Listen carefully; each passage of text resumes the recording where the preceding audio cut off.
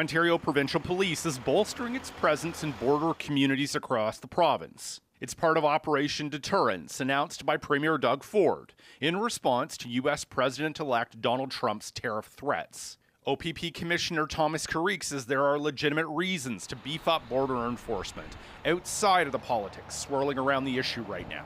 It is our responsibility to ensure that we are putting our best effort towards keeping Ontarians, Canadians, and people on the U.S. side of the border as safe as we can. 200 emergency response team officers will work to stem the flow of illegal guns, drugs, and human trafficking.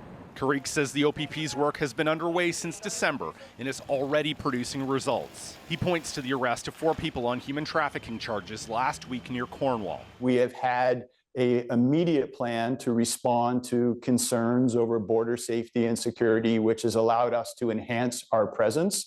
But we need to ensure that that presence is scalable, it's sustainable, it's intelligence-led. Liberal MPP John Fraser says he supports the increase in security, but it will require more resources. The concern would be that if you started to lose some community policing in communities across Ontario where the OPP are serving, that would be of great concern to those communities. This expert who studies the border worries the new policy could create obstacles to trade and travel. We always run the risk of thickening the border, which means we are putting up more barriers to getting the good actors, the legitimate trade and legitimate movement of people efficiently through the Canada-US border. This expert who studies migrants and the border says asylum seekers are exercising their legal rights, and this new enforcement could mean they take greater risks. It seems that the conversation has really become so turned towards the kind of framings that the United States has been using around migration, particularly the incoming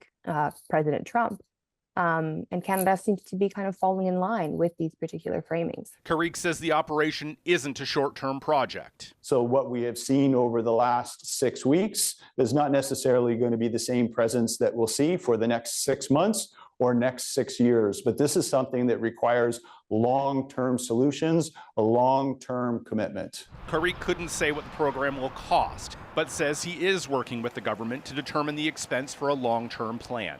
Shawn, Jeffords, CBC News, Toronto.